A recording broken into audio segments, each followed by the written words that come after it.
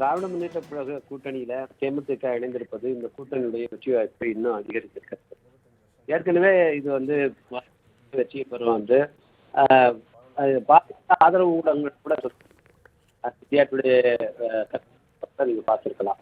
அது இரண்டுக்கும் அதிமுக 13% வாக்கு வித்தியாசம் இருக்கிறது.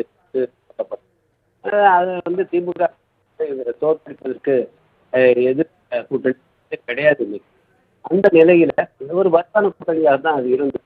இன்றைக்கு தேமுதிகவும் இணைந்திருப்பது நம்முடைய மாண்பு முதலமைச்சர் அவர்கள் சொல்லியிருக்கிற 200 இடங்கள் நாங்கள் வச்சுக்குவோம் என்ற இலக்கை மிக எளிதாக எட்டோம்.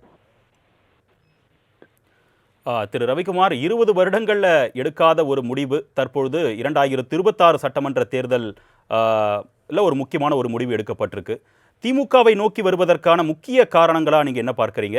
2026 அரசியல் களம் மாற்றங்களை நோக்கி தான் நகருதா? இல்லை, தேமுதிக பொறுத்தளவுல கட்சியை துவக்கும் போது தமிழ் இனத்தினுடைய முன்னேற்றம், அதனுடைய பாதுகாப்பு, தமிழ் பாதுகாப்பு, இதெல்லாம் ஒரு நோக்கமாக வைத்துதான் அந்த கட்சியை துவக்கினார். அவர் தேசிய முற்போக்கு திராவிட கழகம் பேர் வச்சிருந்தாலும், தேசிய என்பதை அவருடைய கட்சியின் பேர்ல வச்சிருந்தாலும் அதுல மாநில உரிமைகள் என்பதற்கு தான் அவர் முன்னுரிமை கொடுத்தார். அப்போ திமுக கொள்கையாளர் ரொம்ப பக்கத்துல நெருக்கமா இருக்கிற ஒரு கட்சி தான். அது மட்டுமல்ல, 2011 விஜயகாந்த் அவர்கள் திமுக இணைவதற்கான விருப்பத்தை நானே சட்டப்பேரவையில் அவரோட பணியாற்றினேன். அருகருகே நாங்கள் அமர்ந்திருப்போம். அப்போது என்னிடத்திலே அந்த விருப்பத்தை திரு கலைஞர் அவர்களிடத்திலும் அந்த விருப்பம் தெரிவிக்கப்பட்டது. ஏன்னா அந்த கூட்டணி 2016 கலைஞர் கூட்டணிக்கு அழைத்தார். அது எல்லாருக்கும் தெரியும். அந்த நேரத்திலும் அந்த கூட்டணி போய் இன்றைக்கே திரு விஜய் அவர்கள் திரு கலைஞர் அவர்கள் விரும்பிய அந்த கூட்டணி இப்பொழுது அமைந்திருக்கிறது. நிச்சயமாக இது தேமுதிக கொள்கைகளுக்கு ரொம்ப இணக்கமான.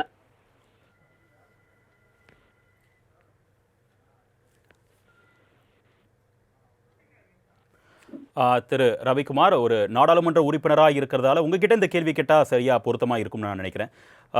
மாநிலங்களவை எம்பி பதவிகள் தற்பொழுது காலியாக இருக்கக்கூடிய நிலையில் திமுக வசம் 4 எம்பி பதவிகள் காலியாக இருக்கு. ஒரு எம்பி பதவி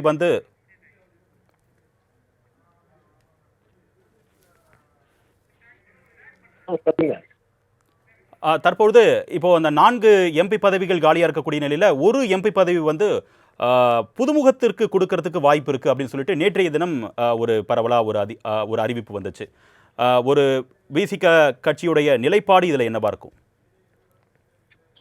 இல்லை, இதுல இந்த தேர்தல் உடன்பாட்டில் மாநிலங்களவை உறுப்பினர் பதவியை கொடுக்கிறோம் என்று திமுக வாக்குறுதி அளித்திருக்கிறதா இந்த தகவல் பின்னால்தான். ஏனென்றால் கூட்டணி பேச்சுவார்த்தை, தொகுதி பங்கீடு என்பது இன்னும் பேச துவங்கவில்லை. எனவே அதை பற்றி இப்போ சொல்ல முடியாது. இந்த புது முகம் என்றால் ஏற்கனவே திமுக சார்பில் மாநிலங்களவைக்கு அனுப்பின கூட புதிய முகங்களை அனுப்பினாங்க. அதுல பலருக்கும் புதிய அவங்க கொடுத்துருக்குறாங்க. எனவே அந்த விதத்துல சில பேரை மாநில அரசியலுக்கு கொண்டு வர வேண்டிய தேவையும் இருக்கும் மூத்த உறுப்பினர்களை. எனவே இப்பொழுது மாநிலங்களவையில் உறுப்பினர் இருக்கிற அவர்களில் சில பேர் மாநில அரசியல்ல இருந்து அங்க அது மாதிரி உள்ளவங்களை திரும்பவும் மாநில அரசியலுக்கு கொண்டு வர வேண்டிய தேவை இருந்திருக்கலாம். அதை நோக்கத்தை மனதில் வைத்தது நாங்கள் தெரியவில்லை. தேமுதிகவுக்கு மாநிலங்களவை உறுப்பினர் கொடுக்கப்படுவதா இல்லையா என்பது இனிமேல் தான். தொலைபேசி வாயிலாக உங்களுடைய கருத்துக்களை பதிவு செஞ்சதுக்கு மிக்க நன்றி திரு ரவிக்குமார்.